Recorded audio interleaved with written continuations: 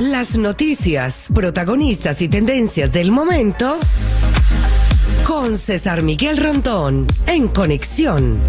La voz que cuenta la historia mientras ocurre.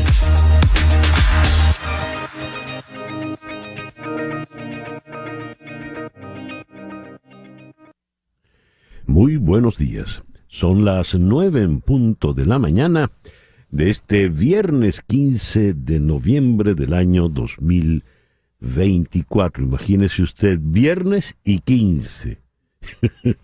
¡Qué congestión! Pues bien, en este momento a las 9 en punto de la mañana usted está en la sintonía de En Conexión por Éxitos 107.1 FM en la ciudad de Miami. Si usted entra en Actualidad Media Group, usted puede descargar la aplicación y nos puede escuchar entonces en su teléfono celular. Y si usted entra en www.x107.com, además de escucharnos, nos puede ver. Aquí recibo el saludo de Luis Felipe Aparicio desde Minneapolis, Amelia Ramos en Townsendville, Jesús Aguiar en Arequipa, Niroski de Los Ángeles. Excelente viernes. Chere Ramos Graterol está muerta de risa y no he entendido todavía el chiste. Nelsa Vivas, Federico Jordá en Málaga, Rosmary Martínez en South Miami, David Ernesto Fernández, Edgar Bravo en Madrid, Aura Castro de Amador en Ciudad de Panamá, Carlos Acosta, María Alejandra Alfonso en Gainesville, Antonio Artiles en Kendall, ¿cómo dice? Aquí están de los refranes: pa' borracho no hay pan duro ni jugo piche. El amigo Juan Acuña hoy está bien lejos, manejando su camión en Aurora, Nebraska. Doña María Lisa Sifontes desde Caracas, Roxana Luis en Lexington, Kentucky, Guillermo Lozada en Johns Creek, Georgia, Nicolás Balba en Barquisimeto, Juan Bautista González. Él dice acá que desde una Caracas que presenta problemas para proveer gasolina a los Reyes Magos que vienen en gandola. Douglas Isturiz en El Salvador, Dan Bento en Winter Garden, Hugo Boscan en Játiva, Williams Rodríguez en Uruguay, Silvia Ascanio en Houston, Gloria Herrera en Bogotá, Carlos Cuevas en Westchester. Gracias a todos por reportar la sintonía de En Conexión. En Conexión es una producción de Floralicia Anzola para Éxito 107.1 FM en la ciudad de Miami, con Laura Rodríguez en la producción general. Muy buenos días, Laura. Muy buenos días a todos y feliz viernes. En Madrid, en la producción informativa, está Mariel Sofía Rodríguez. Buenos días, Mariel Sofía. Muy buenos días, feliz viernes para todos, y por aquí una cara que está súper feliz después de esa paliza que le dimos ayer a los Tiburones de La Guaira. Muy bien. Jesús Carreño en la edición y montaje, Carlos Prato en los controles. Buenos días, Carlos. Muy buenos días. Y ante el micrófono, quien tiene el gusto de hablarles, César Miguel Rondón. Hoy, 15 de noviembre, es el día de San Alberto Magno. San Macuto. Macuto era un santo. Yo pensé que era un indio, aunque Macuto es la bolsa indígena, ¿no? Mire usted. San Eugenio de Toledo, San Desiderio de Cajors, San Fidenciano y compañero, San Fintano de Reinau. En el calendario astrológico de Enrico Mariani, hoy es el día de la luna llena. Hoy a las 4:28 corona el plenilunio. Y eso va a ocurrir con la luna de la llenura, la abundancia y la prosperidad, la luna de Tauro. El día de la luna llena se despierta el lado más instintivo del ser humano. El cuerpo está predispuesto a retener líquidos. Es recomendable tener moderación con las comidas y las emociones porque se encuentran a flor de piel y sus efectos se manifiestan sobre el organismo. Y la luna de Tauro, con el plenilunio, pues es luna de llenura, abundancia, plenitud, luna de prosperidad. Y esa luna estará allá arriba hasta la madrugada, cuando a las 2 de la madrugada del sábado ya entrará menguante, aunque seguirá inmensa, en Géminis, y en Géminis va a permanecer por el resto del fin de semana. El día de hoy, plenilunio en Tauro, Sol en Escorpio, este viernes 15 de noviembre del año 2024. Hoy es día 15 y es viernes. Más de uno se va a emparrandar, pero es bueno que sepa que hoy es el Día Mundial sin Alcohol. La Organización Mundial de la Salud implementó el Sistema Mundial de Información sobre el Alcohol y la Salud con el objetivo de manejar datos referidos a la intensidad de las bebidas. En el siglo XX, el alcoholismo fue declarado como enfermedad, siendo la principal causa de los 3,5 millones de muertes cada año, debido a accidentes sobre todo de tránsito que ocasionan, así como los traumatismos y discapacidades que afectan a unos 50 millones de personas. Hoy es el Día Mundial de la Sangre del Cordón Umbilical. La sangre del cordón umbilical es la que queda en el cordón después del nacimiento del bebé y es rica en células madre que salvan vidas. Se utiliza para tratar más de 80 enfermedades potencialmente mortales, incluyendo cáncer de la sangre, leucemia, linfoma y anemia de células falciformes. Además, se utiliza para la investigación en muchas otras enfermedades y síndromes como el tratamiento del VIH y la medicina regenerativa para el autismo, la diabetes, los accidentes cerebrovasculares, las lesiones de médula espinal, las lesiones cerebrales y más. Es también el Día Europeo de la Distonía. Distonía es el nombre genérico de un conjunto de enfermedades neurológicas, así como de sus síntomas. Estos consisten en contracciones sostenidas de músculos en una o más partes del cuerpo que originan en muchas ocasiones retorcimientos o torsiones de las partes afectadas. Es el Día Internacional para la Prevención y la Lucha contra todas las formas de delincuencia organizada transnacional. Es el Día Mundial de la Vasectomía. La creación del Día Mundial de la Vasectomía surgió en el año 2013 por iniciativa del urólogo Douglas Stein y el cineasta Jonathan Stack. Ello ha fomentado la generación de alianzas estratégicas con instituciones pertenecientes a los sistemas públicos de salud a nivel mundial para efectuar estos procedimientos de manera gratuita, especialmente a personas de bajos recursos. Es el Día Mundial de la Tabla de Multiplicar. 2 por 2, 4, 4 por 2, 6. No, 4 por 2, 8. ¿Qué fue? No, estaba cantando, era la canción 2 y 2 son 4, 4 y 2 son 6. 6 y 2 son 8 y 8, 16. Esa era el cha-cha-cha calculadora. No. No, por favor. Día Internacional de la Química. En fin, el programa que hemos preparado para el día de hoy lo vamos a iniciar con el abogado penalista exfiscal del Ministerio Público, Zair Mundaray, y con él vamos a comentar la muy penosa, terrible muerte de Jesús Manuel Martínez Medina, quien padecía diabetes tipo 2 y tenía un problema cardíaco y falleció ayer en la cárcel por falta de atención. Es otro de los muertos en custodia del Estado. Luego vamos a conversar con Celia Mendoza, la periodista de Washington, a propósito de estos nombres que conocemos del próximo gabinete de Donald Trump. Pete Hegseth en defensa, Tulsi Gabbard para manejar las agencias de espionaje, Matt Gaetz como procurador, Robert Kennedy Jr. Al frente del Ministerio de Salud, el antivacunas. Leí en la red X que eso era como nombrar a Nerón jefe del cuerpo de bomberos. En fin, vamos a comentar todo esto.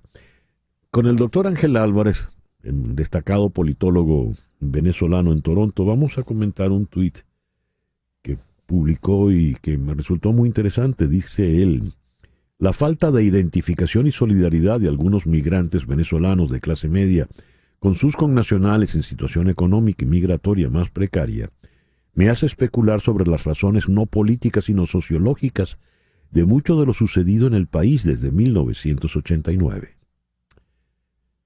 Bien, hablaremos de eso. Luego en Madrid vamos a conversar con el periodista de la COPE, Ángel Expósito. El caso Koldo sigue en el foco de la justicia en España y revela los vínculos de los involucrados con personeros del gobierno de Venezuela, empezando por la señora Delcy Rodríguez, cada día más salpicada. Con el periodista Carlos Quintero vamos a comentar el empate a 1 ayer de la Vinotinto con la selección de Brasil. Sube a la 7ª posición de la tabla la Vinotinto. Y por supuesto vamos a celebrar con los amigos de C4 Trío el Grammy que obtuvieron ayer por su disco Tembla. También ganó Raguayana y Gustavo Dudamel otra vez. Dudamel creo que gana casi todos los años. El foro del día de hoy, muy interesante. ¿Por qué es necesario aprender a perdonarse? El perdón a uno mismo es fundamental cuando se ha actuado de manera destructiva con otro y se desea encontrar paz para la conciencia. Y los dos foristas son interesantísimos. Contaremos con Dani Socorro. Dani Socorro es psicólogo, es el director de la Escuela de Psicología de la Universidad Católica Andrés Bello en Caracas, pero además es sacerdote jesuita, con lo cual puede aportar también la visión religiosa del perdón.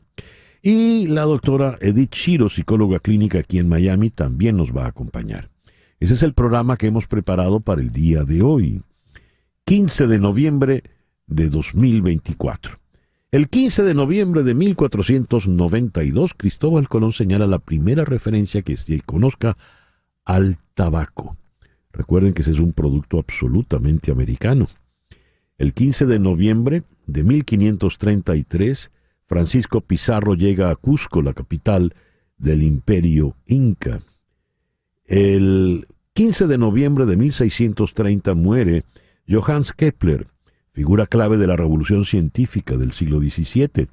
Kepler descubrió cómo giraban los planetas alrededor del Sol, con órbitas elípticas. Formuló 3 leyes, las leyes de Kepler, y las publicó en obras como Astronomía Nova, Harmonices Mundi, epítome de la astronomía copernicana. El 15 de noviembre de 1791, en la ciudad de Georgetown, en lo que es hoy en día un barrio de la ciudad de Washington, se inaugura la primera universidad católica en los Estados Unidos, la Universidad de Georgetown, universidad fundada y regentada hasta el sol de hoy por la Compañía de Jesús. Muchos años después, más de un siglo después, el 15 de noviembre de 1892 se fundó otra universidad, esta vez en Valencia, estado Carabobo, en Venezuela, la Universidad de Carabobo. El 15 de noviembre de 1904, en Ancón, Panamá, desembarcan los marines para invadir el país.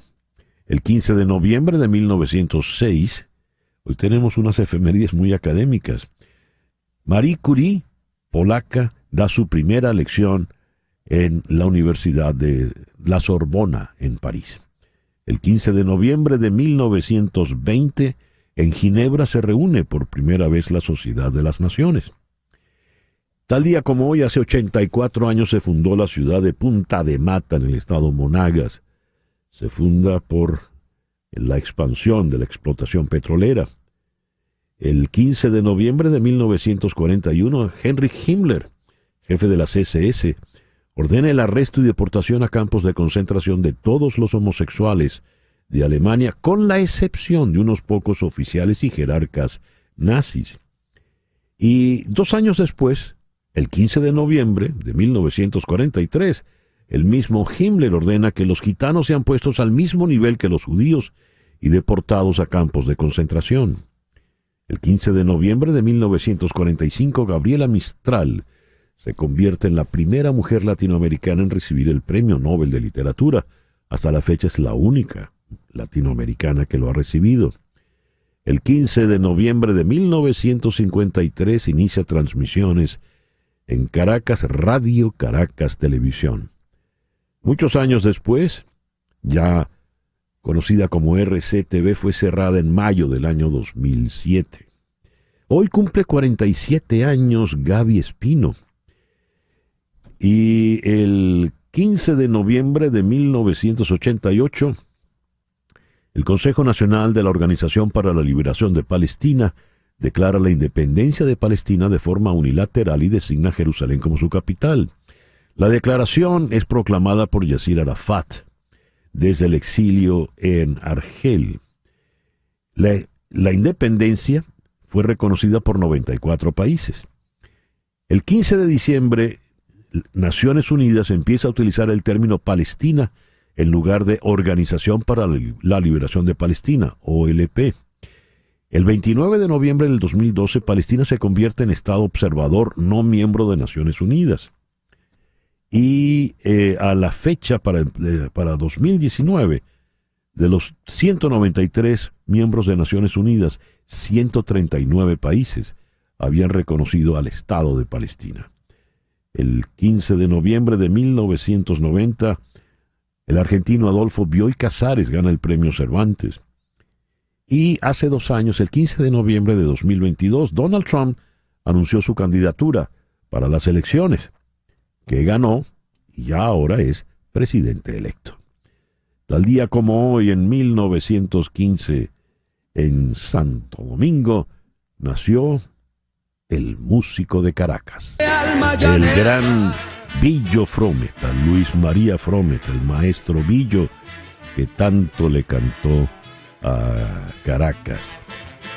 Falleció en 1988 en su querida Caracas a los 73 años.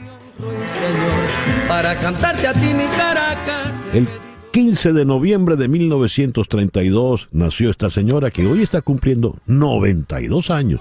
Y hoy cumple 79 años esta otra señora, Annie Fried Lyngstad, mejor conocida como Frida, 79 años, la reina bailante con ABBA. El editorial con César Miguel Rondón. La noticia está redactada de esta manera. El preso político Jesús Manuel Martínez Medina, de 48 años, quien padecía diabetes tipo 2 y tenía un problema cardíaco, falleció a las 7:20 de la mañana del 14 de noviembre. Su muerte se pudo haber evitado, pero la justicia en Venezuela no existe. En el Hospital Luis Racetti de Barcelona, en el estado Anzoátegui, estaba Martínez Medina, a quien llamaban cariñosamente Manolín, quien fue detenido la noche del 29 de julio, en el sector Plaza El Carmen del municipio Aragua, en el mismo estado, un día después de haber sido testigo de mesa en la escuela Guzmán Bastardo durante la elección presidencial. Martínez estaba preso en una sede policial de Lechería y le salieron abscesos en la piel. El viernes 8 de noviembre, el abogado y exfiscal del Ministerio Público, Zair Mundaray, denunció que nunca le prestaron atención médica hasta que se le infectó toda la pierna y lo trasladaron al hospital Luis Racetti. Debía hacerse un eco para mirar si la pierna debía amputarse y no lo dejaron salir porque un juez no había firmado la orden. Su madre estuvo en tribunales en Barcelona y le dijeron que tenía que hacer gestiones por Caracas. Eso refirió el abogado Mundaray. 2 días después, la Plataforma Unitaria Democrática también se hizo eco del estado de salud de Jesús Martínez Medina y alertó que estos casos visibilizan trágicamente la gravedad de las consecuencias de no recibir atención médica tras las rejas. Exigimos justicia, atención médica inmediata a los detenidos y libertad. Negar atención médica oportuna es una clara violación a los derechos humanos y conlleva responsabilidad individual para quien debe brindarla. Cita textual de un comunicado de la coalición opositora. Otro que fallece bajo la custodia del Estado. Podemos decir que Jesús Martínez Medina es otra víctima de la represión salvaje de la dictadura madurista. es víctima de la negligencia, de la crueldad, de la miseria de esa dictadura. Pasa su alma. 9:21 de la mañana, una pequeña pausa y ya regresamos con las noticias más importantes de este 15 de noviembre. Esto es En Conexión por Éxito 107.1 FM en Miami. Y a las 9:23 vamos con las noticias más importantes del día de hoy. Donald Trump dice que ha nominado a Robert F. Kennedy Jr. para dirigir el Departamento de Salud y Servicios Humanos, lo que lo pone a cargo de una agencia enorme que supervisa todo, desde la seguridad de los medicamentos, las vacunas y los alimentos, hasta la investigación médica y los programas de la red de seguridad social, Medicare y Medicaid. Cito: durante demasiado tiempo los estadounidenses han sido aplastados por el complejo industrial de alimentos y las compañías farmacéuticas que han participado en el engaño, la desinformación y la información errónea cuando se trata de salud pública. Robert F. Kennedy Jr. hará que Estados Unidos vuelva a ser grande y saludable. Cita textual, obviamente, para Donald Trump. Trump también ha nominado al gobernador de Dakota del Norte, el republicano Doug Burgum, como secretario del Interior. Hizo el anuncio en una gala en el American First Policy Institute, que se celebró en su propiedad de Mar-a-Lago. Burgum estuvo presente. Allí realizó una campaña primaria el gobernador, sin éxito antes de respaldar a Trump a principios del año. El secretario del Interior supervisa aproximadamente 70,000 empleados federales que administran los recursos naturales y las tierras federales del país, incluidos los parques nacionales y los monumentos. Además, el departamento tiene control sobre el desarrollo energético tanto en tierras públicas como en alta mar. Elon Musk se reunió en secreto en la ciudad de Nueva York con el embajador de Irán ante Naciones Unidas, Amir Saed Iravani. La reunión, según reporta The New York Times en la mañana de hoy, se extendió por más de una hora en una locación secreta. La idea es llegar a distender la situación, la relación tensa, mejor dicho, que existe en este momento entre Estados Unidos e Irán.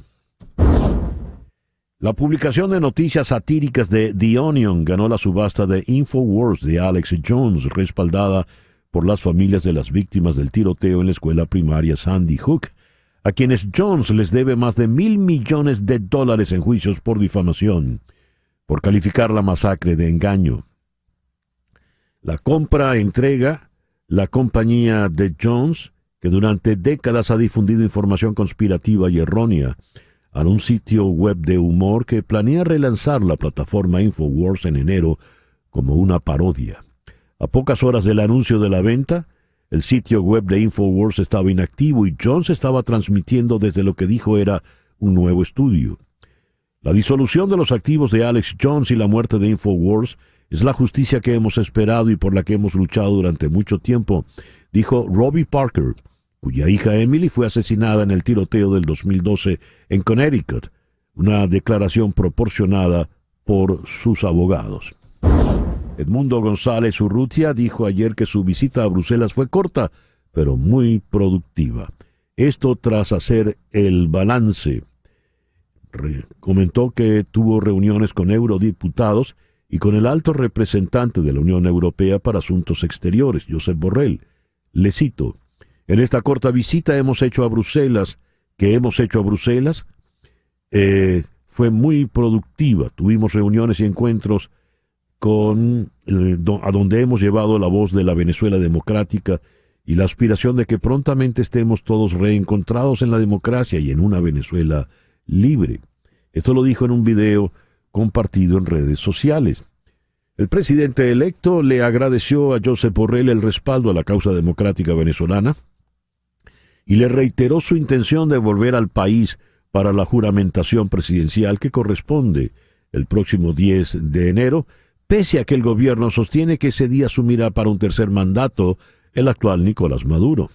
Mientras, el fiscal general de la dictadura, Tarek William Saab, advirtió que si Edmundo González Urrutia regresa a Venezuela, será detenido por las autoridades. Le cito: él sabe que si entra a Venezuela es detenido de manera automática. Cita textual. En el Estado portuguesa suman ya 4 las instituciones educativas objeto de investigación policial por intoxicación química masiva, entre ellas el Liceo 27 de Junio de Turén y el Liceo José de la Cruz Paredes de San Rafael de Onoto. 2 días antes del evento de Turén, el martes 5 de noviembre, ocurrió una intoxicación similar en el Liceo Dr. Carlos María González Bona de Pedraza, en el estado Barinas. Ahora 2 nuevos casos de intoxicación masiva con sustancias químicas se registraron ayer en la tarde en Guanare. Así confirmaron autoridades policiales. Se trata de un reto viral, donde los jóvenes mezclan ciertos químicos y rocían pupitres, ropa de los estudiantes y enseres que producen al contacto una fuerte intoxicación con mareos, convulsiones, desmayos, dificultad respiratoria y picor en la piel, ojos y garganta. Todo esto por un fenómeno viral en las redes. Argentina puede retirarse del Acuerdo Climático de París. El ministro de Asuntos Exteriores declaró a The New York Times que Buenos Aires está reevaluando nuestra estrategia sobre el cambio climático. Un día después de que Argentina se retirara inesperadamente de la cumbre climática COP29 en Azerbaiyán. Argentina sería apenas el segundo país en retirarse de los acuerdos de París, después de que Estados Unidos durante el primer mandato de Donald Trump lo hiciera. Se espera que Trump vuelva a hacer lo mismo una vez que recupere la presidencia. Recordemos que Joe Biden devolvió a Estados Unidos al Acuerdo de París. El Times dijo que existen preocupaciones de que si Argentina se retira, podría desencadenar un efecto dominó con otras naciones. Javier Milei ha calificado el cambio climático como, cito, una mentira socialista. Por cierto, Milei estuvo anoche en la gala del American First Institute en Mar-a-Lago. Allí dijo de Donald Trump ha sido el mayor regreso político de la historia, desafiando a todo el establishment político, incluso arriesgando su propia vida. Gracias a esto, hoy el mundo es un mundo mucho mejor. Hoy soplan vientos de libertad, soplan con mucha más fuerza. Y Donald Trump le dijo, has convertido a la Argentina en un país grande otra vez. La Fiscalía de París solicitó una pena de 2 años de prisión para la líder de extrema derecha Marine Le Pen y un período adicional de 5 años de inhabilitación para presentarse a elecciones. Esto en el marco de un juicio por la presunta malversación de fondos del Parlamento Europeo, en el que está en juego su posibilidad de participar en las elecciones presidenciales de 2027. La Fiscalía pidió al tribunal que declare culpable a la señora Le Pen y le imponga una multa de 300.000 euros y 3 años de prisión en suspenso. Pidió que el periodo de inhabilitación se declare efectivo de inmediato, independientemente de que la señora Le Pen presente o no un recurso de apelación. Las tropas rusas han tomado otra localidad en la región de Donetsk y se aproximan peligrosamente al bastión de Kostiantynivka, según informó el Ministerio de la Defensa ruso. El ejército ruso avanza a marchas forzadas desde hace semanas en Donetsk, donde ya combate en Kurakhove, una importante plaza fuerte ucraniana, aunque el objetivo primordial es Pokrovsk, ciudad de 60.000 habitantes y con importantes yacimientos de coque. Según fuentes militares británicas, Moscú ha logrado recuperar unos 1.500 kilómetros cuadrados en el Donbass en los últimos 2 meses, pero ha pagado un alto costo en vidas, ya que en octubre sufrió una media de 1.500 bajas diarias. Y a las 9:33 de la mañana, vamos entonces con nuestra primera entrevista del día de hoy. El comentario editorial de esta mañana lo hemos dedicado a la muerte de Jesús Manuel Martínez Medina. muerto en prisión, preso político de la dictadura. Citamos unas declaraciones que dio el abogado penalista Zair Mundaray, quien fuera fiscal del Ministerio Público por 17 años, quien ha estado muy cerca del caso de Jesús Manuel Martínez Medina. Vamos a conversar con el doctor Mundaray. Zair, muy buenos días. Muchas gracias por atendernos. Hola, buenos días, César Miguel. No, gracias a ti por la invitación, acá a la orden. ¿Quién era Jesús Manuel Martínez Medina? Bueno, lo primero que habría que decir es que era un ciudadano, porque ejerció la ciudadanía precisamente porque era un referente en su población, porque era músico, era una persona que era querida por toda la comunidad. Estamos hablando de Aragua de Barcelona, en el estado de Anzoátegui, y además un activista político a favor del cumplimiento de los derechos políticos de las personas, es decir, que se respetara la voluntad de los ciudadanos, y atendió el llamado a prestar servicio electoral como testigo. Y eso definitivamente lo llevó a la muerte. Esa situación lo llevó a la muerte a partir de una retaliación de la alcaldesa de ese municipio.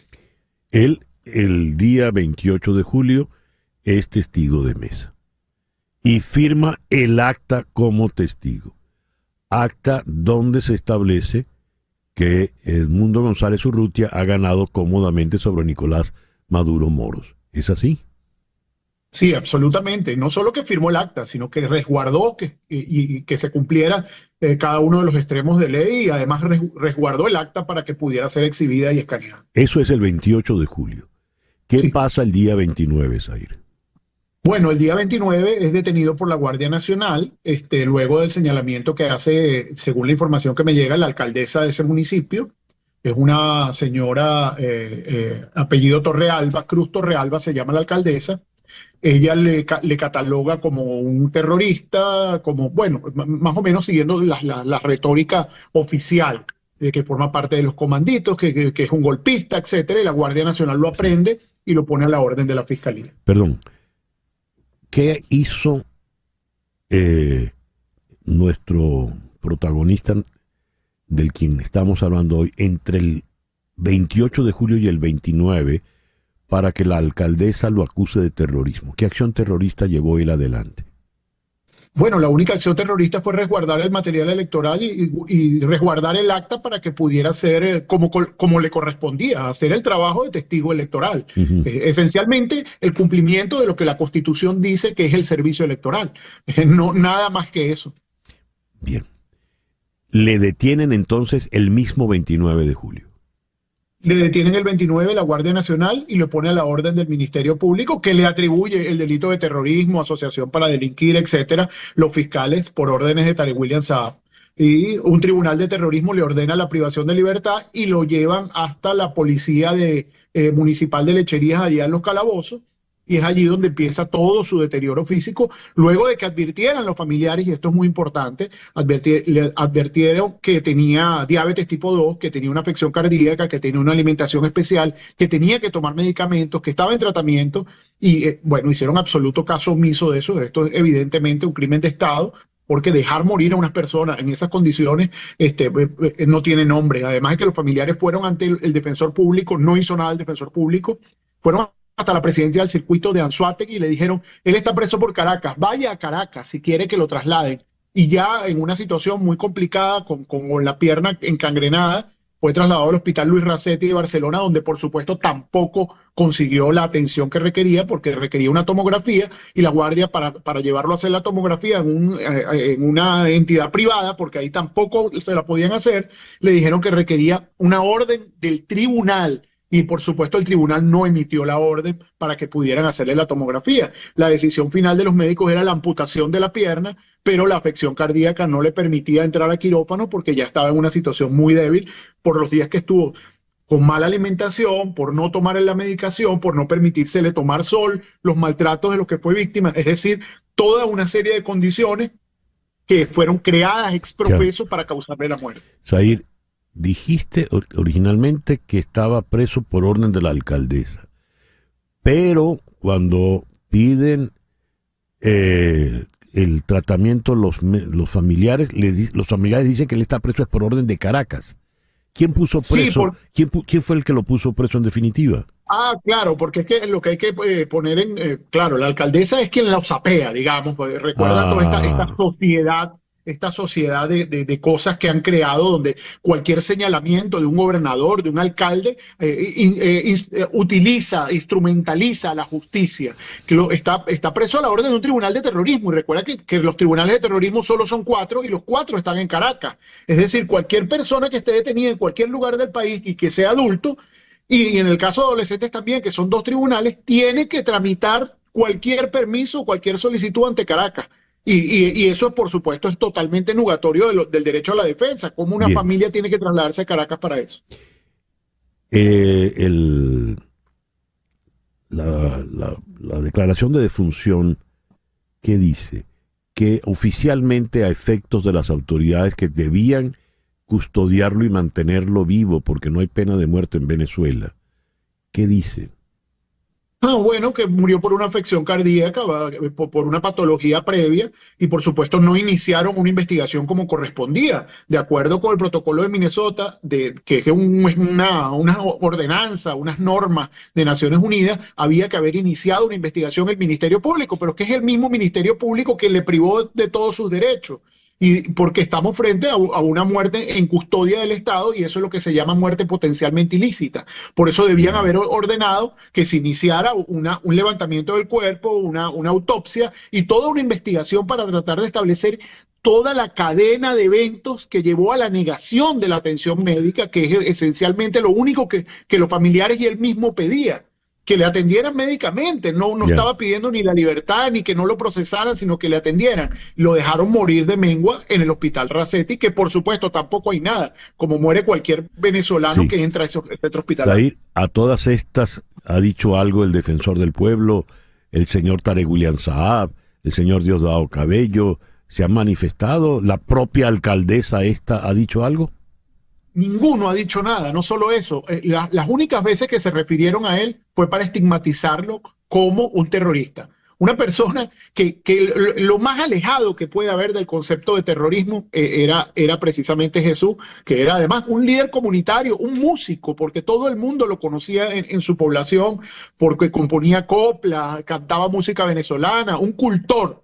Y es una persona valiosa para su comunidad, y que haya sido asesinado porque no tenía que estar detenido. Por el contrario, el Estado debía cuidarle incluso sin estar detenido, por toda la actividad social y todo lo que representaba para su comunidad. Esto es inconcebible, que se haya colusionado tantas personas para causarle la muerte. ¿Cómo podríamos calificar esto, Zahir? Mire, desde mi perspectiva es un crimen de asesinato, porque es que el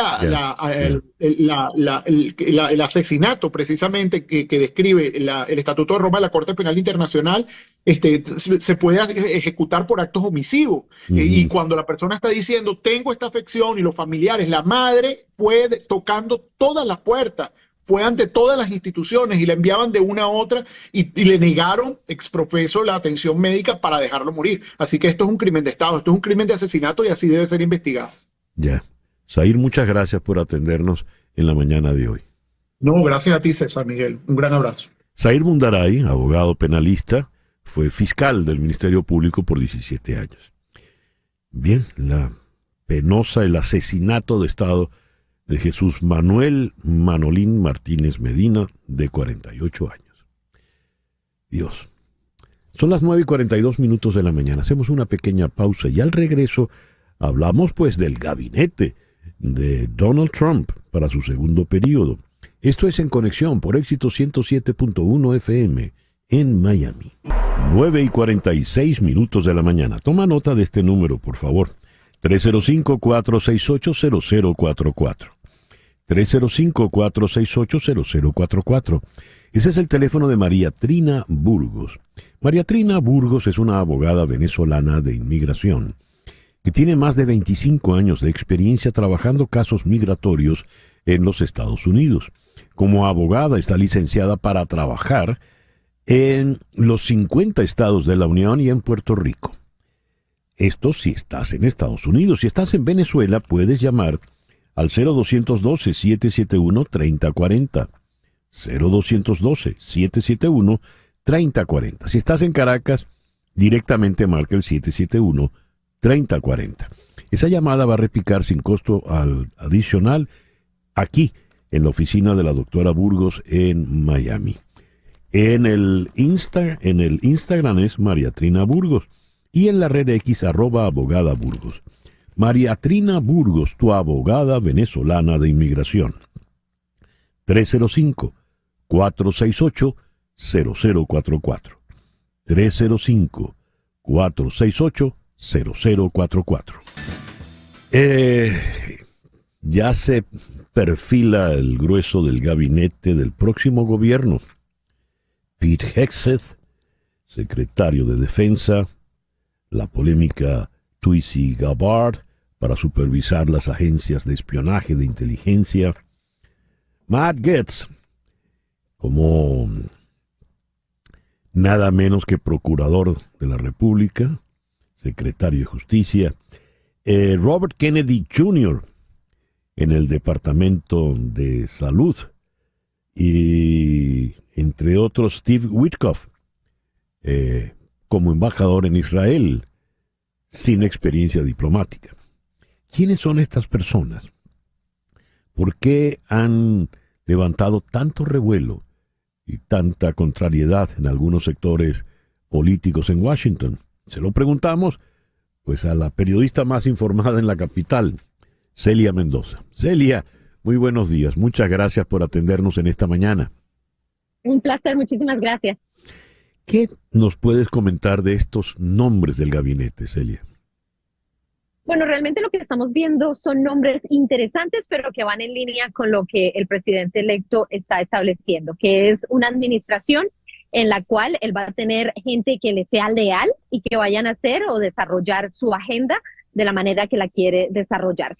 Creo que hay dos nombres que han llamado muchísimo la atención, en particular porque tendrán que ser confirmados por el Congreso estadounidense, y a pesar de que él tiene la mayoría en la Cámara de Representantes y en el Senado, tenemos claridad en términos de que existe tensiones con algunos de ellos por parte de los republicanos también. Y como bien lo mencionabas, el señor de la Florida, Matt Gaetz, renuncia, y justo el día de ayer se tuvieron que cancelar algunos de los eventos en los cuales específicamente se estaba investigando en el Comité de Ética, y donde ya empezamos a escuchar al señor Jim Jordan decir que básicamente no se van a revelar estos documentos, que son las reglas. Si no se mantiene la investigación, no se revelan los documentos, pero vemos que hay una presión demócrata y algunos republicanos moderados, los cuales aseguran que es cuestionable la elección de Matt Gaetz como el posible procurador general, y veremos si logra establecerse el camino. ¿Por qué está investigado el señor Gaetz? El señor Gaetz tiene investigaciones por mala conducta en términos de posibles abusos en contra de menores, mujeres. No solamente es esto, sino que colegas republicanos en la Cámara de Representantes aseguraron que durante las sesiones vieron videos que él mismo mostraba acerca de cómo él drogaba a estas jóvenes y tenía relaciones sexuales con menores de edad. Estamos hablando de una persona que tiene cuestiones serias. Ahora, tenemos que enfatizar que no se le han presentado cargos legales y que no tiene ningún cargo criminal en su contra, es decir, que él no se le puede acusar, por lo menos en términos criminales, de estas situaciones hasta que se abriera este caso definitivamente. Pero sí hay republicanos los cuales en Cámara dijeron que habían ellos mismos visto esta situación. De ahí también el rechazo del señor Jim Jordan, quien es republicano de Ohio y también muy allegado a Donald Trump, quien dijo que esto no se puede revelar, y esto obviamente muestra cómo se está politizando cada vez más este tipo de posiciones, porque la fiscalía, recordemos, Joe Biden escoge a Merrick Garland, donde en el más reciente libro que se ha dado a conocer, se dijo que en su momento el presidente Joe Biden se arrepentía, o por lo menos cuestionaba, porque recordemos, el fiscal abrió un caso en contra del hijo de Joe Biden, siendo un fiscal escogido por él mismo. Y esta es la idea que el Departamento de Justicia tiene, es la independencia de poderes, a pesar de que el presidente escoja o nomine a esta persona en su gabinete. Bien. Este es el nuevo fiscal general, ¿verdad? El procurador general de la República. Si llega a ser confirmado. Si llega a ser confirmado. ¿Qué nos puedes decir de Tulsi Gabbard, Celia? Tulsi Gabbard es otro personaje muy controversial, no solamente porque va a ser la directora del Consejo de Seguridad de las agencias de inteligencia estadounidense. Ella era demócrata, ex militar, pero al mismo tiempo se lanzó a la presidencia de los Estados Unidos hace 4 años, no la logró establecer por el Partido Demócrata, se hace independiente, se ha acercado mucho al que ahora es el presidente electo, pero tenemos que recordar que Tulsi Gabbard viajó a Siria y se reunió con Bashar al-Assad, quien es el líder de esa nación, cuando estaban siendo cuestionados por los abusos y ataques en contra de detención de estadounidenses, abusos en contra de su propia gente, y ella ha asegurado que Bashar al-Assad no es un enemigo de los Estados Unidos. Ha cuestionado a las mismas agencias de inteligencia asegurando que no son lugares donde se puede el país o el pueblo buscar información que sea veraz y eficaz. Y esto obviamente pone en duda cómo va a poder liderar este grupo de personas de la inteligencia estadounidense que tiene los secretos del país y que tiene las relaciones con otros aliados, y de qué manera esa posición para ella podría llevar a que los miembros de nuestros aliados más grandes, en este caso serían Canadá, Inglaterra, Australia, puedan confiar sus secretos también con los Estados Unidos cuando hay una persona que es escéptica y que ha cuestionado y que ha tenido alianzas con gobiernos como Siria. Y es prorrusa, tengo entendido. Así es.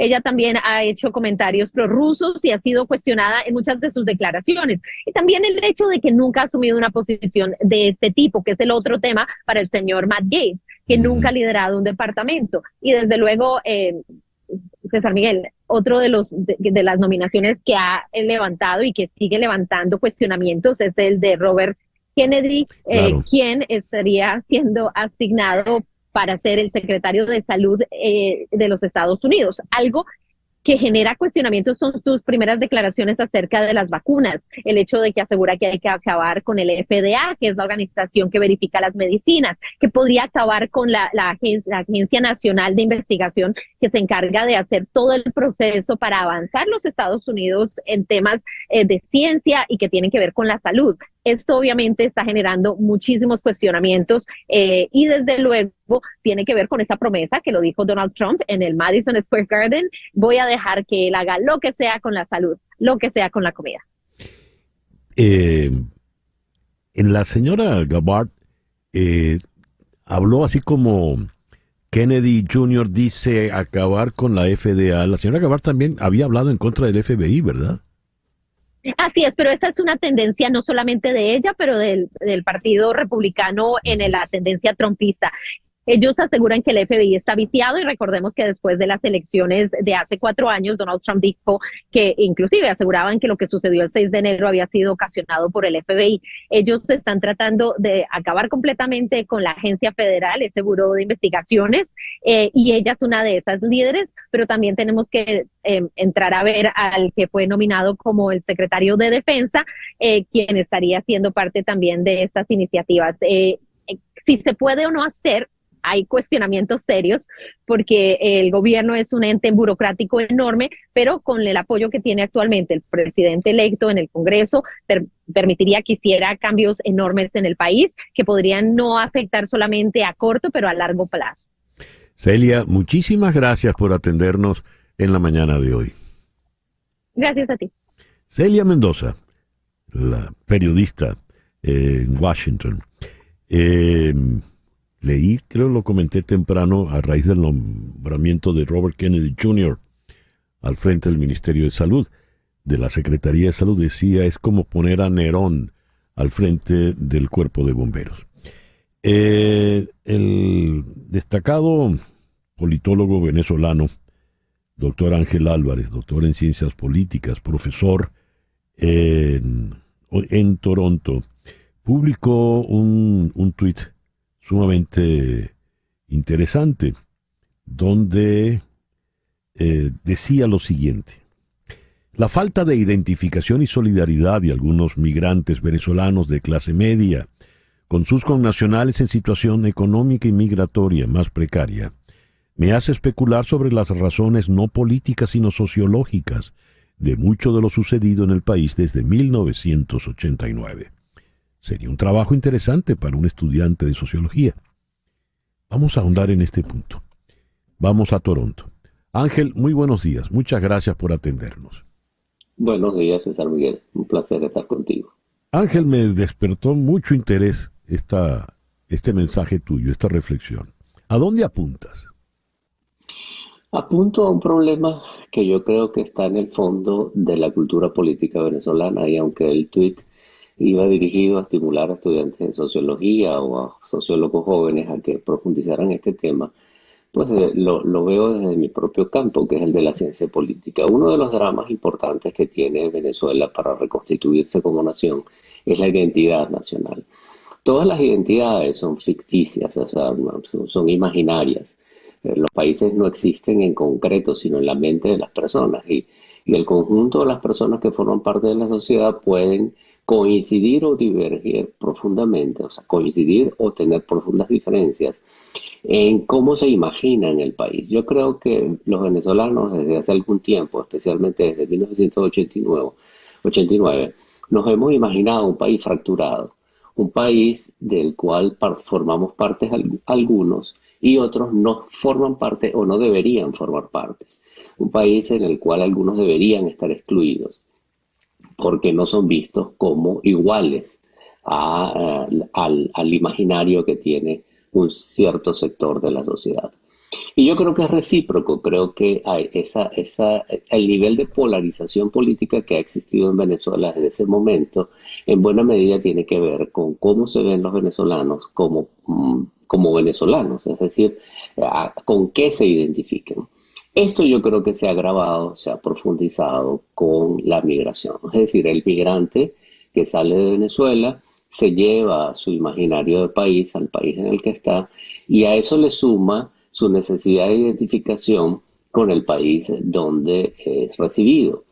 Y entonces genera la idea de que en el país en el que está deberían tener cabida solo los que son como él, mientras que los que no son como él o como ella no son parte del país que él quiere que exista o que él deseaba o que ella deseaba que existiera. Yo diría, digamos, que hay como tres razones por las cuales se genera esta suerte de endofobia. En primer lugar, por una endofobia defensiva, es decir, yo no quiero ser culpado de los desmanes que son atribuidos a algunos de mis connacionales, entonces ellos no son como yo soy otro distinto, yo soy uno digno y aquellos son indignos.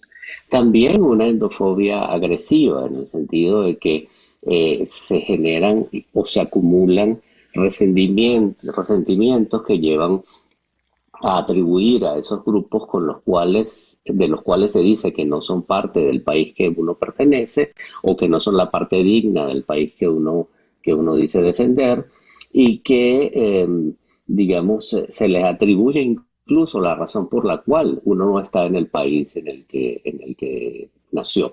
Entonces se dice, bueno, no estoy allí porque ellos me expulsaron, por culpa de ellos me fui del país. Y hay una tercera razón vinculada a las otras dos, es decir, no contradictoria con las otras dos, que es incluso la renuncia a la propia identidad nacional. Es decir, ya yo me fui, ya yo no soy del país del que vine, yo soy americano porque me nacionalicé, o soy canadiense porque tengo el pasaporte canadiense, o soy europeo porque mis abuelos nacieron en Italia, entonces ya yo soy europeo, yo no soy venezolano. Entonces, esas tres formas distintas crean como una sensación global de un determinado sector. Yo no quiero decir que es la mayoría de los venezolanos en el exterior, no tengo las cifras, no lo sé, me parece que no es la mayoría, pero es un sector con una determinada vocería por el estatus social que tienen, el nivel socioeconómico que tienen, el acceso a redes de información y de posiciones de liderazgo en los países de los que emigraron, que generan una opinión negativa que ellos consideran fundada, y otros le pueden cuestionar los fundamentos, pero una opinión negativa respecto de los nacionales del mismo país, en este caso Venezuela, que llegan más tarde o llegan en situación económica o migratoria más precaria. Ángel, se ha hablado a lo largo de este cuarto de siglo de chavismo y de revolución bolivariana de las muchas fracturas que tiene el país. Pero de todas las fracturas, me temo que esta quizás sea la más grave, porque es una fractura que llega a lo más hondo de la razón de ser de una nación, ¿no? Sus connacionales, que no se identifican, no se ven reflejados. Y en algún momento, pues, hubo señalamientos como ¿por qué toda la dirigencia opositora es clase media? Cuando Hugo Chávez se vanagloriaba, se ufanaba de venir y representar lo más bajo de la población venezolana. ¿Esos criterios siguen valiendo a efectos de hoy? Porque la referencia que haces en este momento tiene que ver con el problema migratorio y tiene que ver con el problema de esos connacionales en el exterior. Pero a efectos de lo que ocurre en el territorio del país, ¿qué puede estar pasando? Yo creo que se parecen las dos cosas, porque uno sale del país, como te digo, con un país en la cabeza. Es decir, uno se va con un imaginario del país. Y eso está presente en Venezuela también. Y yo mencioné el año 1989 porque tal vez fue el año en el que se hizo más evidente esta fractura del país. Yo creo que viene de antes, ciertamente, pero en 1989, los procesos de anuncios de ajuste y las protestas violentas en Caracas, pero también en otras grandes ciudades, el llamado Caracazo, ponen en evidencia esa profunda fractura que hubo en el país, que Chávez en 1998 y primero en 1992 aprovecha. No la inventó, pero ciertamente le sacó mucho provecho político el presentar al país como efectivamente fracturado y en lugar de intentar unificarlo, más bien profundizar la fractura para mantenerse en el poder en términos de una guerra ideológica entre sus apoyos pobres o supuestamente pobres, porque es falso, es decir, a Chávez lo lleva al poder una coalición multiclasista o policlasista, pero él se presenta como defensor de los pobres y eso se ha mantenido en el tiempo, incluso hoy en día, en el cual los sectores que más intensamente apoyan a Maduro son los sectores de clase media alta madurista, es decir, los que han hecho negocios con el madurismo. Sin embargo, Maduro se sigue presentando como el presidente obrero y defensor de los pobres, cuando los votos de las elecciones más recientes muestran que no es así. Pero eso sigue existiendo en la mente de ambos lados de la confrontación política venezolana. Y muchos sectores, yo creo que erróneamente, tanto desde el punto de vista material, o sea, empírico, científico, como desde el punto de vista estratégico, político, muchos sectores de la oposición siguen identificándose a sí mismos como un grupo de los selectos, excelsos miembros de la clase media, cuando eso no tiene ningún sentido. ¿Ese tipo de fracturas son reparables o no? Sí son, pero después de un grave proceso de un largo proceso de reconciliación nacional y producto de una acción intencional por parte de las élites políticas. Se tiene que ocurrir que un conjunto importante de la población genere esa conciliación. Y no es la primera vez que ocurre. Recuerda que Acción Democrática en los años 40 fue percibida como, digamos, el lumpen, los campesinos, la pobrecía, de ahí Juan Bimba. Exactamente, irrumpiendo en los sectores que deberían ser de los cultos y refinados clase media urbana venezolana. Ahora, eso es 1945, pero luego en 1958, hasta digamos, bien entrada el proceso democrático, Venezuela se reunifica y la identidad venezolana, muy en sintonía con la identidad partidista, con Acción Democrática y en menor grado con COPEI, logra conciliar una visión policlasista nacional del proyecto nacional. Pero ciertamente eso fue producto de un esfuerzo intenso de Acción Democrática, en particular de Rómulo Betancourt y Gonzalo Barrios y el presidente Leoni, un esfuerzo intencional y de mucho Sí. tiempo de dedicación a lograr esa reconciliación nacional. Ángel, muy interesante esta conversación. Creo que debemos volver sobre ella con Siempre más a la orden frecuencia. porque es un Sí, tema que me apasiona. así es. Muchas gracias por atendernos en esta mañana. Hasta luego, César. El doctor Ángel Álvarez, doctor en Ciencias Políticas desde Toronto. Una pequeña pausa y ya venimos con el foro. Y ese mundo en paz, más allá de las dificultades que dibuja John Lennon, pues es propicio para lo que vamos a conversar en nuestro foro de hoy, el perdón. Pero el perdón a uno mismo. Una cosa es perdonar a los demás, perdonar al que me hizo daño, perdonar al que me agredió, al que me faltó, al que me falló. Pero ¿y si fui yo mismo el que me fallé? ¿Qué hago? ¿Cómo me puedo perdonar? Vamos a contar con una persona muy, muy querida y apreciada acá en el programa y por todos ustedes, la doctora Edith Shiro, psicóloga clínica, la autora de ese bestseller El inesperado regalo del trauma. Edith está aquí en Miami. Edith, muy buenos días. Muchísimas gracias por acompañarnos. Hola, hola, mi querido César, gracias a ti, feliz de conectarme contigo y con todos ustedes. Y tenemos otro psicólogo, doctor en psicología, toda una autoridad académica en esto, porque es hasta el director de la Escuela de Psicología de la Universidad Católica Andrés Bello allá en Caracas, Dani Socorro. Pero el doctor Socorro tiene otro elemento que le va a dar una importancia muy particular a esta conversación. El doctor Socorro es sacerdote jesuita, con lo cual pues podemos entrar también en otro flanco. Dani, muy buenos días, muchísimas gracias por acompañarnos. Gracias a ti, César Miguel. De verdad que es un gustazo compartir contigo y con Edith, a quienes admiro y aprecio mucho. Muchas gracias. A ver, ¿qué hace falta para que uno se pueda perdonar a sí mismo? Voy a comenzar con Edith. Ay, César, mira, la palabra perdón y el hecho de perdonar es como que sea parte de la sanación psicológica y emocional es muy importante. Lo que pasa es que la gente a veces tira esas palabras así como sin realmente tener el significado de lo que es perdonar. Muchas veces están esperando el perdón de otra persona, muchas veces están esperando, aquí con el permiso de Dani, el perdón de Dios, sin haber hecho el proceso de introspección y de entendimiento de lo que ha pasado. Entonces, número uno, antes que nada, es entender qué fue lo que pasó. Porque ir a perdonar al otro o perdonarte a ti mismo sin realmente tomarte el tiempo de decir, a ver, ¿qué fue lo que hice? ¿O qué fue lo que pasó que le hice daño a otra persona?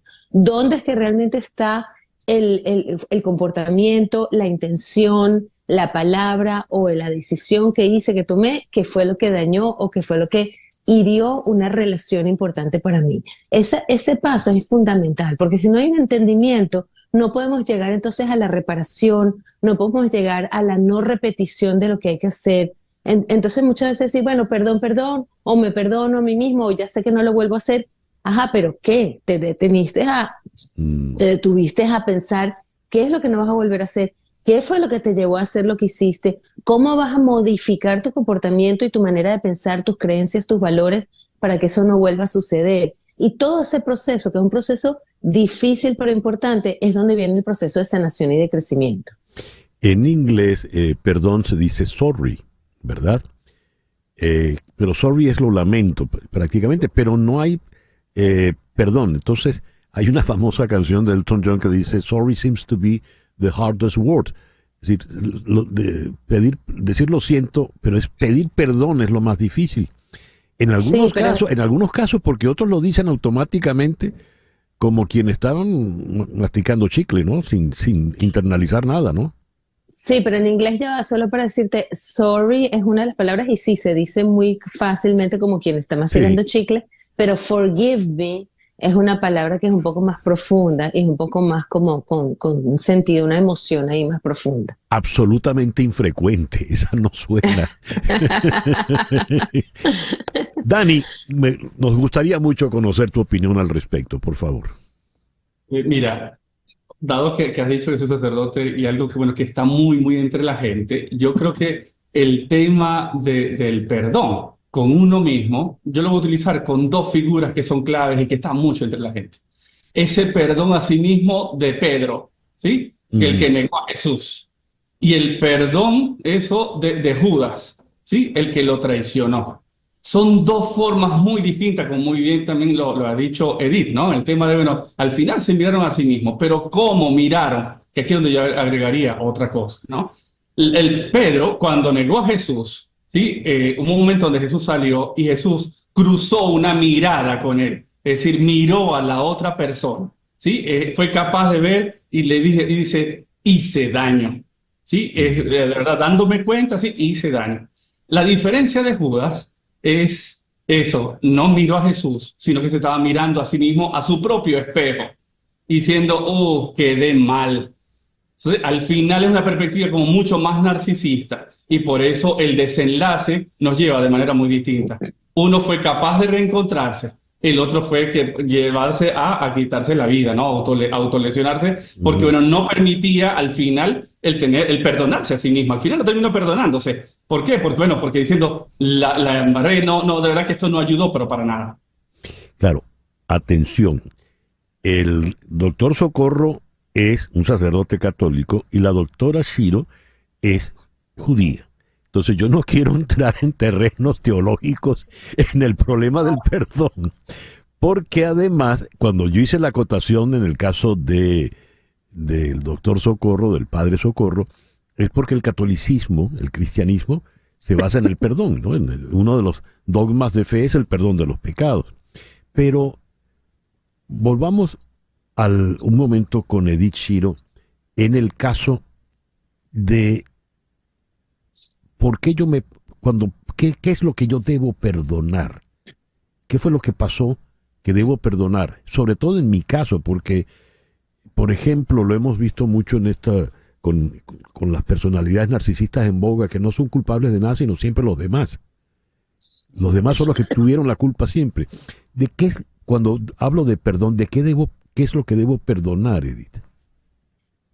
Gracias, César, por esa pregunta. Mira, muchas veces lo que estamos hablando es una responsabilidad, es tomar responsabilidad de nuestros actos. Y eso es algo difícil de hacer. Y quiero también pasar una línea muy delicada de asumir responsabilidades que no son nuestras a veces, dependiendo de las experiencias que hemos tenido, o culpar al otro de cosas que sí nos pertenecen si son nuestra responsabilidad. Por ejemplo, desafortunadamente tengo un paciente que fue abusado sexualmente por su abuelo de chiquito. Y él tiene ahorita 25 años. En ese momento, él está diciendo, yo soy culpable de lo que me pasó. Porque él a los 5 años no tuvo la capacidad de entender que él no era responsable de eso y ha vivido la vida entera con una culpabilidad. Entonces, el trabajo de entender que no es su culpa, que sí tiene que perdonar al otro tal vez en algún nivel, en alguna dimensión de algo que le hicieron, pero que se tiene que perdonar a él mismo de haber tomado responsabilidades y culpas que no son de él. Eso es un caso extremo de una manera de verlo. Por el otro lado es una persona que sabe, que ha reconocido que intencionalmente o sin intención, que es lo que realmente sucede frecuentemente, cuando no tenemos malas intenciones, pero hacemos daño al otro por nuestras propias heridas, por nuestros propios traumas, por nuestras propias cuentos y creencias que nos montamos en la cabeza y decimos, es que el otro me está haciendo esto, me rechazó, me dejó, no me habla, no me dice, no llenó mis expectativas, entonces le voy a responder o voy a hablar de otra, yo también le voy a rechazar, yo también le voy a hacer daño, yo también lo voy a insultar. Y muchas veces sin la intención de hacer daño, pero realmente terminas haciendo daño con otra persona. Asumir esa responsabilidad desde el lugar de entender que tú vienes de un espacio de dolor y que esa compasión que tienes con el otro te la puedes dar a ti mismo también. O sea, que sé compasivo con el otro, que el otro está pasándola mal, pero sé compasivo contigo mismo, de que somos seres humanos, que no somos perfectos, y que sí, por cosas que nos pasan en la vida, por experiencias de vida, por miedos, por inseguridades, por creencias, a veces hacemos daño y entender eso de nuestro lado también. ¿Para qué? Para sanarlo, para cambiarlo, para transformarlo, porque si nos quedamos solamente con esa información sin hacer nada, nos quedamos en un lugar de culpabilidad que realmente no sirve para nada. Eso no nos avanza en la vida. ¿Qué opinas de lo que acaba de decir Edith? Dani, por favor. Ahí hay un tema que es clave, que lo ha dicho Edith, es el tema del cómo manejamos la culpa, ¿sí? Que la culpa te ancla con el pasado, ¿sí? Entonces, el cómo tú manejas la culpa, ahí está gente que se queda paralizada con la culpa y no hay forma, incluso ni se perdona a sí mismo, ni se perdona a los otros. Como tenemos en el otro extremo, la gente que no siente absolutamente culpa, que es psicopático, ¿no? Bueno, ¿cómo nos manejamos en ese proceso? Y bueno, y si algo que es sano, así como está el miedo el miedo es bueno, porque bueno, te impulsa, ¿sí? La culpa es buena en el sentido de que te lleva a reconocer, te lleva a ver los elementos y en función diciendo, bueno, está esto, bueno, ¿cómo yo sigo para adelante? Entonces, bueno, la culpa cuando te impulsa hacia adelante, hacia el futuro, a poder resolver, a crecer incluso personalmente, ayuda muchísimo. El tema es cuando te quedas anclado allí y que no hay forma. Y es donde uno ve la gente que es súper escrupulosa, como muy metida en su mundo y que al final vive como mucho resentimiento. En el caso del catolicismo, la culpa se maneja de una manera, digamos, medular, ¿no? Parte de la liturgia, el feligrés tiene que darse golpes en el pecho y decir por mi culpa, por mi grandísima culpa, además, que le pone un valor muy grande, pero siempre va a ser perdonado, es la idea. Ahora, eso que es como ese tipo de enseñanza en el fuero personal de la persona, sea católica o no, sea cristiana o no, por eso decía que no quería hablar de temas religiosos. ¿Cómo se maneja, Dani? Sí. Mira, ahí el tema, por eso el tema de las dos imágenes, y por supuesto, ahí la mente que la quiero, la admiro, y bueno, que al final más bien son elementos más simbólicos que ayudan mucho a nivel cultural, ¿no? Claro, claro. El tema uno de los grandes peligros que tenemos de muchas religiones es centrarnos en el pecado y estar mirando el pecado, que al final entonces eso te lleva a culpa y más culpa y más culpa. El tema no es mirar el pecado, el tema es mirar a la persona o mirarme a mí mismo. ¿Sí? Y eso es un punto que es súper clave. Cuando estamos metidos solamente en la culpa, por mi culpa, que al final no puedo salir ahí, que eso me paraliza, yo siempre utilizo la figura que estamos ante un espejo mirándome a mí mismo. Cuando soy capaz de mirar al otro o de hacer la introspección, es decir, de mirarme a mí mismo, eso cambia. Y eso entonces, el sentido de reconocer la culpa tiene sentido, pero como un puente. Pero al final no es tema de centrarnos en la culpa, es centrarnos en el encuentro con el otro y conmigo mismo. Y supone aceptar al otro, enriquecer al otro y enriquecerme a mí mismo. Porque hay dos criterios que son clave en toda psicología sana, en toda salud mental. Uno, el tema de la individualidad, no individualismo, sino individualidad, es decir, que yo crezca como persona, que yo sea capaz de ver mis fortalezas, mis debilidades y cómo yo puedo avanzar. Y el otro elemento clave es el tema de la alteridad, reconocer al otro. Claro. Bueno, en este proceso de perdón es que cuando me perdono a mí mismo porque he hecho daño a otra persona, es que yo crezco y crece el otro. Igualmente cuando es hacia mí mismo, ¿no? Entonces, por eso, siempre el centro es la persona, no es el hecho. Que ahí es donde a veces nos entrampamos. Lamentablemente se nos ha terminado el tiempo, así que hay que llegar a alguna conclusión y te voy a dejar la palabra de cierre, Edith. Me quedé muy impactado por el caso del paciente que referiste y siento que el oficio de ustedes dos es apasionante porque poder ayudar a sanar a una persona con ese tipo de trauma como el de tu paciente, pues puede rayar en lo milagroso, ¿no? Porque es algo muy doloroso. Pero te dejo la palabra conclusiva, por favor, Edith. Sí. Yo siento que en mi oficina suceden milagros todos los días, es así. Y estoy infinitamente agradecida por el privilegio de poder hacer lo que hago. Mira, eso de que dice Dani, que también quiero y admiro mucho, creo que lo podemos entender muy bien, que es el perdón a uno mismo, el perdón al otro y el perdón, ¿sabes?, como a un ser espiritual o más universal. Y ese proceso creo que es importantísimo porque lo que nos lleva a la final es a regresar al amor. En el judaísmo hay una palabra que se llama teshuvah, que es como el equivalente de lo que sería perdón. Y teshuvah que tiene 4 pasos o 6 pasos que tienes que hacer para perdonarte a ti mismo, para perdonar al otro o para pedir el perdón de Dios. pero es regresar. Teshuvah significa regresar, y es regresar al amor, como al amor universal, regresar a tu esencia, regresar a eso que somos más puros y más como compasivos para poder realmente entonces empezar otra vez y tener otra oportunidad. Yo creo que los seres humanos tenemos que saber eso. Y este tema del perdón, César, siempre tú sabes que yo lo pongo a nivel cultural y a nivel colectivo también. No nos olvidemos que el perdón colectivo y el perdón cultural, el perdón de grupos, de países, también es importante y necesario.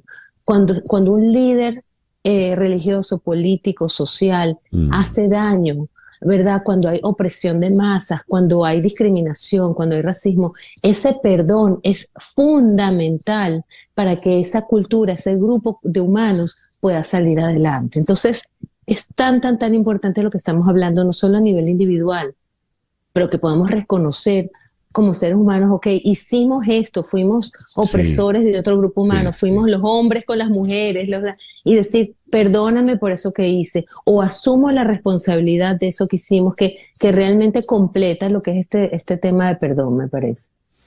Sí, sobre todo, ya después de tus palabras, sobre todo pensarlo en venezolano, ¿no?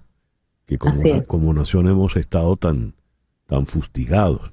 Les quiero agradecer de verdad a ambos esta interesantísima conversación que hemos tenido en la mañana de hoy. Gracias, Edith. Gracias, Dani. Un abrazo. Beso. Los doctores Edith Shiro, psicóloga clínica, autora de El inesperado regalo del trauma aquí en Miami, y en Caracas el doctor Dani Socorro, director de la Escuela de Psicología de la Universidad Católica Andrés Bello y sacerdote jesuita. 10:26, una pequeña pausa y ya regresamos en Conexión por Éxito 107.1 FM en Miami. El caso Koldo sigue en el foco de la justicia en España y revela los vínculos de los involucrados con altos personeros del gobierno de Venezuela. Esto incluye conversaciones entre la vicepresidenta Delcy Rodríguez y Víctor de Aldama, en las que hablan del secretario del gobernante Nicolás Maduro, William Amaro Sánchez. Los mensajes se intercambiaron en dos chats diferentes en los que se menciona el nombre de William Amaro. Estaban relacionados, según medios españoles, a una transacción con oro del Banco Central de Venezuela. Vamos a Madrid. Allí está Ángel Expósito, el presentador de La Linterna en COPE. Ángel, muy buenos días, muy buenas tardes allá al otro lado del océano. César, ¿cómo estás? Me estoy riendo porque te has equivocado con 15 de abril. El 15 de abril es mi cumpleaños, así que lo has clavado. Bueno, qué maravilla. Ahí hubo algún tipo de telepatía, digamos. No. Bueno, lo tendré pendiente. A ver, apunta. Ponnos al tanto de los últimos acontecimientos, de las últimas revelaciones en el caso Koldo. Mira, Dios me libre de rectificarte ni corregirte, pero yo mismo me he cambiado la tesis en las últimas semanas. No es el caso Koldo, es el caso Ábalos, que era el jefe de Koldo. Ya. O sea, Koldo es un secretario, un jefe de gabinete, un chico para todo, una especie de jefe de seguridad, guardaespaldas, cualquier cosa valía. Un chico para todo del ministro Ábalos. Un bandadero, diríamos acá. Un bandadero. Absolutamente, absolutamente. Es el ministro Ábalos el que encabeza la trama, más que como ministro, como secretario de organización del PSOE, que es el partido del gobierno. Es algo así como el fontanero jefe del partido, imagínate, demócrata. ¿Quién manda? Joe Biden, sí. Pero ¿quién está en la sede del partido? ¿Quién manda a los republicanos? Donald Trump, vale, de aquella manera. Pero ¿quién está en la sede? ¿Quién controla las federaciones del partido por todos los estados? Ese era Ábalos. Es más importante el puesto de Ábalos como secretario de organización del partido que como ministro de Transportes del gobierno. Dicho esto, Ábalos, desde el partido y desde el gobierno, monta una trama con Koldo como secretario, una trama de influencers, pseudoempresarios, millonarios, chicas, etcétera, etcétera. Toda esa trama es la que se relaciona, entre otros muchos negocios oscuros, con Venezuela, con el régimen de Venezuela. Y quien lleva al régimen de Venezuela a la trama y viceversa es Delcy Rodríguez. De ahí el famoso episodio de aquel mes de enero, cuando Delcy Rodríguez intenta aterrizar en España, lo consigue, y quien va al aeropuerto a recibirla no es ni el ministro de Exteriores, ni el ministro del Interior, ni el jefe de la policía. Es Ábalos, el ministro y secretario del PSOE. A ver, ha habido tantas lecturas de por qué fue Ábalos y no fue otro, y ese encuentro tiene ese colofón misterioso de 40 maletas que no se sabe después el destino, y ahora hablamos del oro venezolano del Banco Central de Venezuela, y aparece este señor, William Amaro Sánchez. ¿Quién es él? William Amaro Sánchez, como tú has dicho, es el mandadero de Nicolás Maduro para este tipo de operaciones. En aquel famoso viaje de Delcy Rodríguez a Europa, que le avisan al presidente del gobierno y le avisa a Ábalos desde días antes de que va a venir a España, en aquel viaje al principio se dijo que Ábalos había venido al aeropuerto a recibirla porque era el ministro de los aeropuertos. Ajá. El ministro de Transportes es el jefe de los aeropuertos y digamos que le cae el problema de aguantar a esta señora. Pasan los años y hemos sabido que no fue así. No fue al aeropuerto por ministro del aeropuerto de Madrid, no. Fue a recibir a Delcy Rodríguez porque era él quien organiza, él y la trama, el viaje de Delcy Rodríguez. Hasta el punto de que ya ha salido publicado por la investigación policial que es él, Ábalos, quien avisa al presidente del gobierno: dentro de unos días vendrá la vicepresidenta de Venezuela. Y el presidente del gobierno responde: bien. Y eso está publicado. Sí. Y eso ha salido y está en la instrucción judicial. Por lo tanto, a partir de ahí lo acabaremos sabiendo. El tema de las maletas, el tema del oro, el tema de qué hizo Delcy después, porque no olvidemos que el viaje prosiguió, que estuvo en Madrid X horas, que iba a estar varios días, que no lo consiguió, porque la policía dijo: esto es impresentable, y de ahí siguió. Dicen que a Emiratos, a Turquía, vete tú a saber. Y a la fecha de hoy, ¿a dónde va a derivar todo este escándalo, Ángel? Mira, a fecha de hoy, lo ultimísimo de hace muy pocos días es que el Tribunal Supremo, algo así como la Corte Suprema en Estados Unidos, ha decidido encausar como investigado al exministro Ábalos. ¿Por qué el Tribunal Supremo? Pues porque Ábalos sigue siendo diputado en la Cámara. Sigue siendo lo que en Estados Unidos sería la Cámara de Representantes. Sigue siendo miembro de la Cámara de Representantes, por lo tanto, el tribunal que le compete es el Tribunal Supremo. ¿Qué saldrá de ahí? La justicia sabrá. Le están investigando a él y a toda la trama. Es un problema tremendo para el presidente del gobierno, porque no olvidemos que Ábalos fue su mano derecha. Sé que tienes poco tiempo, Ángel, pero no quiero cerrar la conversación. Ya que mencionas al presidente del gobierno, también tiene otro incendio al lado, que es el caso de su esposa Begoña. ¿Qué novedades hay en esto? Lo del incendio al lado, nunca mejor dicho, tiene más, no solo tiene este, tiene más. En el caso de Begoña, la última novedad es que han salido papeles, quiero decir, que el juzgado que está investigando ya tiene documentos. Esto es de hace unas horas, de hace 5 o 6 horas, en el cual uno de esos documentos es un mensaje que le manda, un email que le manda desde la presidencia del gobierno, una asesora, una miembro del equipo del presidente, a altos empresarios diciéndoles: Begoña estaría encantada con que siguierais patrocinando Money, su cátedra, su departamento o sus estudios. A partir de ahí, cada vez está más claro que desde el punto de vista ético es una vergüenza, desde el punto de vista de imagen es un bochorno absoluto, desde el punto de vista penal y jurídico ya veremos. No me atrevo yo a decir qué puede ocurrir, pero es absolutamente descarado que la mujer del presidente del gobierno utilizó la presidencia del gobierno en beneficio propio para su cátedra, su departamento y unos supuestos cursos que daba de marketing, de ONGs, de conseguir fondos, bla, bla, bla y nada. Que además no tenía el nivel académico para ninguno de esos cursos, ¿no? No, hasta el punto de que ella no hubiera podido matricularse en esos cursos si hubiera sido alumna. Fíjate, es verdad, es codirectora de un curso para el cual exigían licenciatura y ella no la tenía. Es decir, no podía ser su propia maestra. Exacto. No podía ser su propia alumna. Perdón, sí, no podría ser su propia alumna. Dios, exacto. Dios. Exacto. En es fin. un escandalazo total, sí. Ángel, muchas gracias por atendernos en el programa de hoy. A vosotros, César Miguel, y besos en casa. Adiós. Gracias. Ángel Expósito es quizá el periodista más popular en la radio española.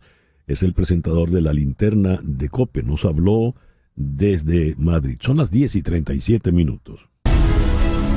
Las noticias de este momento en Conexión Radio. El sitio de redes sociales Blue Sky ha ganado 1 millón de nuevos usuarios en la semana transcurrida desde las elecciones en Estados Unidos, ya que algunos usuarios de X buscan una plataforma alternativa para publicar sus pensamientos e interactuar con otros en línea. Blue Sky dijo que su total de usuarios aumentó a 15 millones frente a los aproximadamente 13 que tenía a finales de octubre. Impulsado por el exdirector ejecutivo de Twitter, Jack Dorsey, Blue Sky era un espacio al que solo se podía acceder por invitación hasta que se abrió al público en febrero.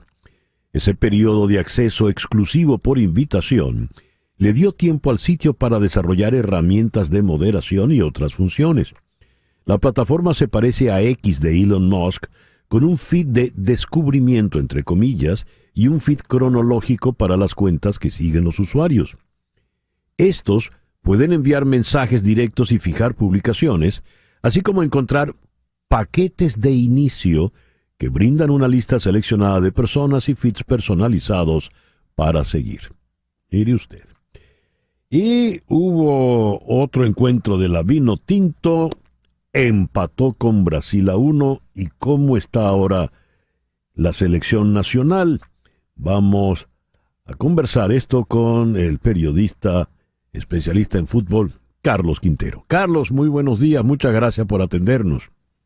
Hola César, qué gusto saludarte a ti y a tus oyentes, un placer poder acompañarles. Y sí, bueno, con lo que dejó ese partido ayer, ¿no? Ese empate contra Brasil, histórico además, sacándole puntos como local por primera vez por eliminatorias, sin duda es positivo, pero bueno, hay que sumar el próximo martes contra Chile porque ayer ganó Paraguay, quizás un resultado que no esperábamos porque en el papel podríamos pensar que Argentina tenía como para ganar, pero el partido fue todo lo contrario y Paraguay pudo sacar ventaja y ahora nos saca 4 puntos de ventaja, por lo cual nos obliga sí o sí, como ya veníamos para esta doble fecha, a ganarle a Chile el próximo martes.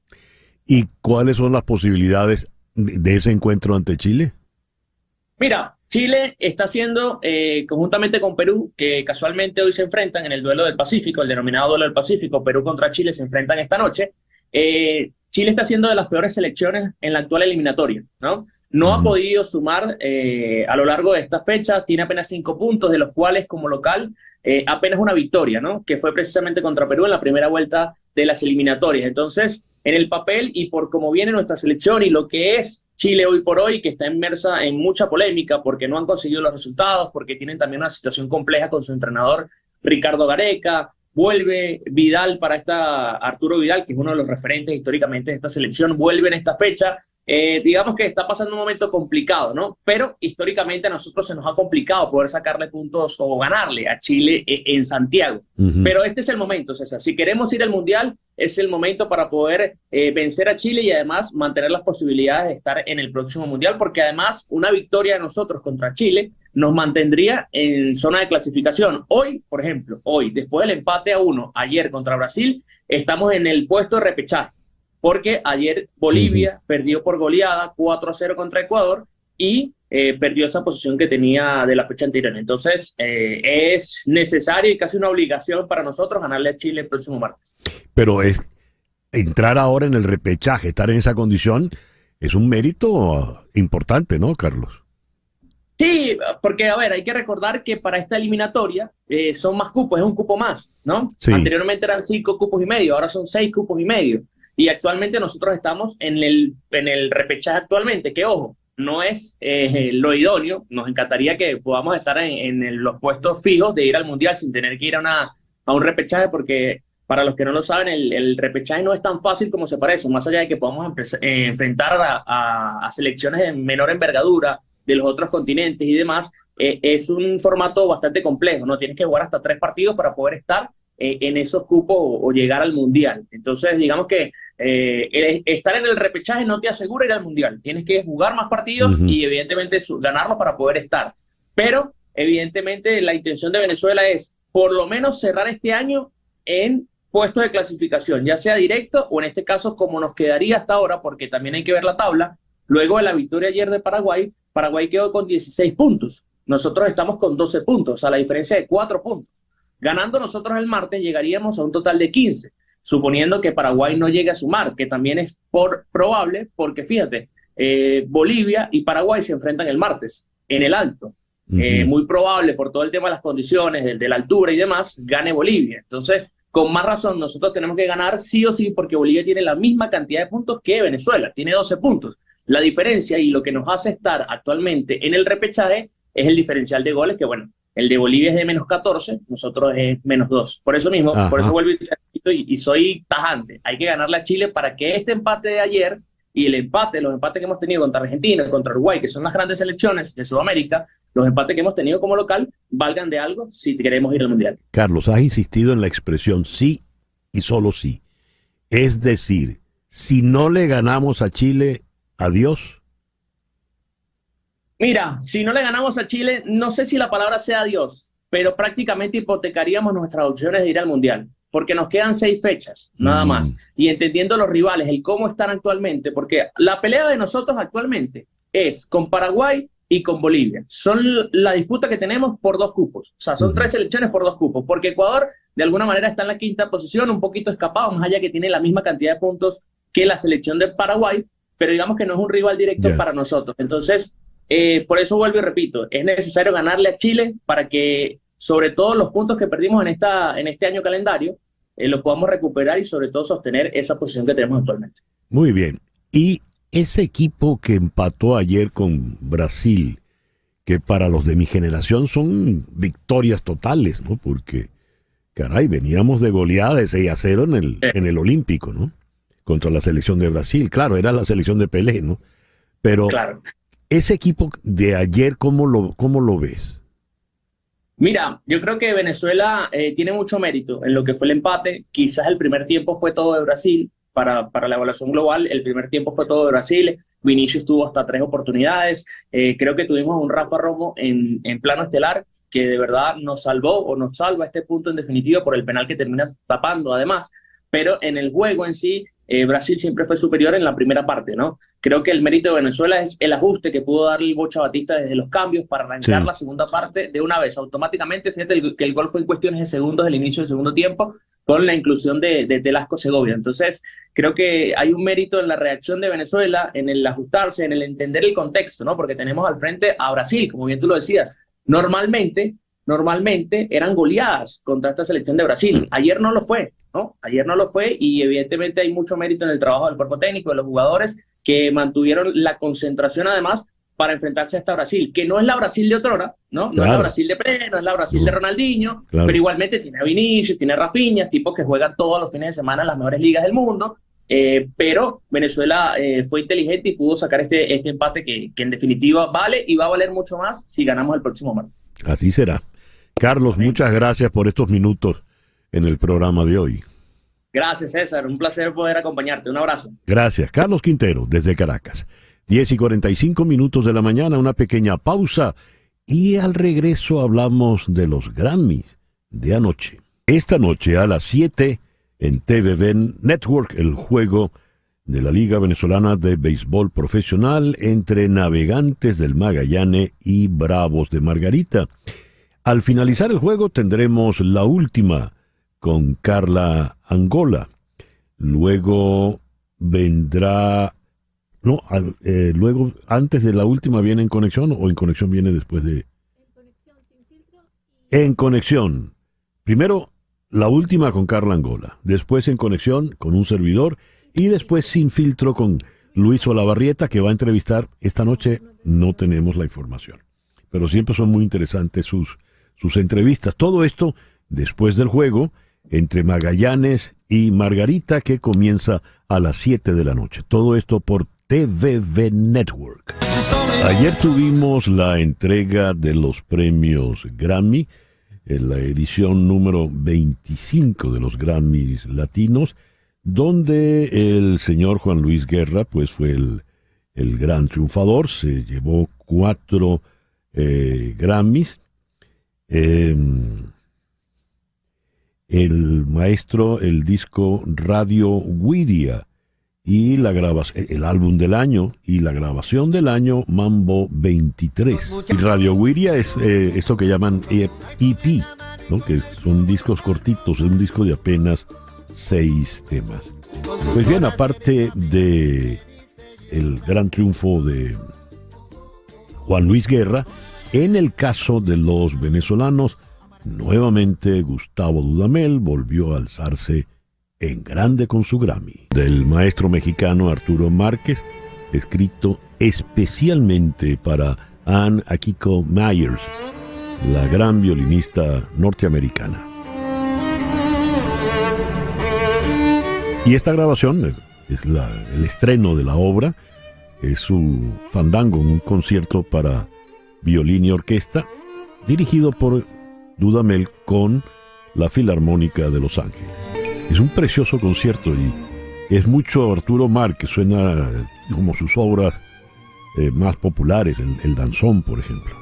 Volvió a recibir su Grammy el maravilloso cuarteto C4 Trío, esta vez con un quinteto con Hamilton de Holanda por el disco Tembla. Comentó Jorge Glenn en una oportunidad que ellos aprovecharon para grabar esto en Bogotá, coincidieron en Bogotá el brasileño Hamilton de Holanda y ellos, y quisieron hacer un disco y decidieron hacerlo con temas conocidos porque no tenían mucho tiempo para ensayar, para complicarse la vida con los arreglos. Entonces fuimos por temas conocidos, sencillos. El sencillo, entiéndase, para este tipo de virtuosos es algo complejísimo. Por ejemplo, lo que usted está oyendo al fondo es nada menos que la versión de La Fiesta de Chick Corea. Y dijo Jorge Glenn con su acento cumanés rajado, y casi todo se grabó de una. Y Rawayana se llevó la mejor canción pop por Feriado. Feriado de Rawayana. Y muchísimas gracias por reconocernos, todo nuestro respeto a los que estaban en esta categoría. Hacemos música real desde el corazón, dijo el líder de Rawayana, el cantante Beto Montenegro. Debería ser feriado el día que te hicieron. Bravo, un aplauso pues por todos ellos, y ya son las 10:56. Y con All Blues nos vamos por el día de hoy. En Conexión fue una producción de Floralicia Anzola para Éxito 107.1 FM, con Laura Rodríguez en la producción general, Mariel Sofía Rodríguez en la producción informativa, Jesús Carreño en la edición y montaje, Carlos Prato en los controles y ante el micrófono. Quien tuvo el gusto de hablarles, César Miguel Rondón.